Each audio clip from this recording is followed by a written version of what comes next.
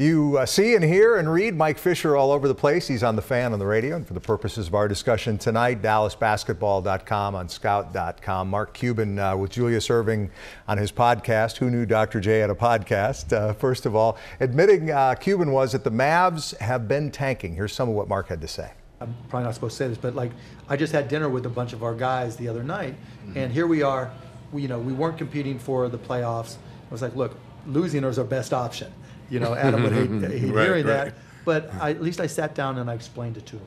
And I explained what our plans were going to be this summer, that we're not going to tank again. I emailed back and forth with Cuban today. He said he realizes he will be fined, but this was more about being starstruck by Dr. J. Mike Fisher, it's such a fine line that Cuban and other owners walk here. Everybody knows that teams in the NBA intentionally try to lose games to improve their draft position.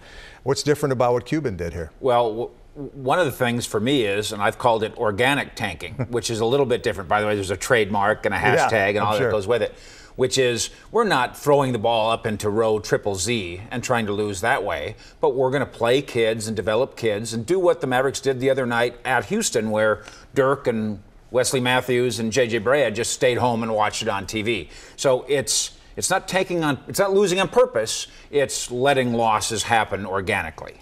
Yeah, and you communicated with Cuban in your column. He stressed that the players who are on the floor are trying to win.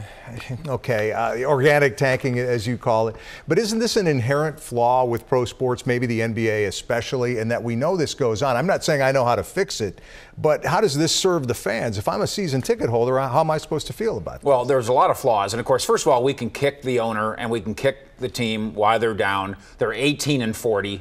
It's really low-hanging fruit. And I think we're better served to try to use our wit and our intellect to try to figure out answers. And so to get to the answers, I think we've got to go through some of the stages that you're acknowledging here. First of all, you can invite into your organization a cancer of sorts if you say we're going to lose on purpose. That's a danger. And I don't want Dennis Smith Jr. to all of a sudden catch that disease. Then, given the way the lottery is and the NBA draft is, there's no guarantee that if I'm the worst team, that I'm going to get the most ping pong balls. And then thirdly, there's no guarantee that I'm going to get Shaq, or that the Shaq I get's going to lead me to a championship. So there's no instant solution from going from 18-40 to getting it all turned around, not even in an NBA draft. Yeah, I asked some of my Twitter followers for a reaction, especially from Mavs season ticket holders. Response wasn't exactly overwhelming, but most said that they understood why it had to be done and that it was okay, as you referenced, as long as young players like Dennis Smith Jr. are being developed. One guy did mention he wonders how Las Vegas feels about these comments.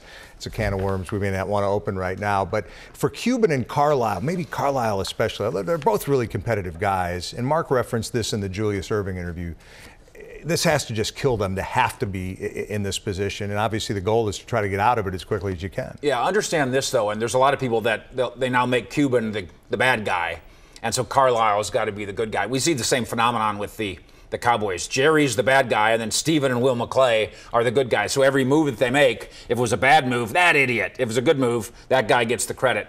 Carlisle and Donnie and Cuban are the triangle of trust. They're all on the same page here. They all know exactly what they're doing. They've argued the arguments already, and then we see the Devin Harris trade was an organic tanking trade. You wouldn't have traded Devin Harris for Dougie McBuckets if you were trying to win a game today, and you wouldn't replace Devin Harris in the rotation with my man Kyle Collinsworth of the Texas Legends if you were trying to go to the playoffs. My biggest concern, Mike, with where the Mavericks are going is they might not be going there bad enough.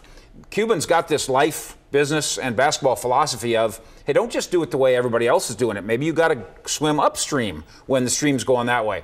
There's 9 teams that are going to try to tank now. There's 9 teams that are going to try to be bad. And I fear that the Mavericks won't be good enough at being bad enough. Mike Fisher, always with a unique take, and we appreciate him talking Mavs basketball and the Cuban comments with us here tonight. Thanks, Fish. Thank you. I'm Mike Doocy, Fox 4 Sports.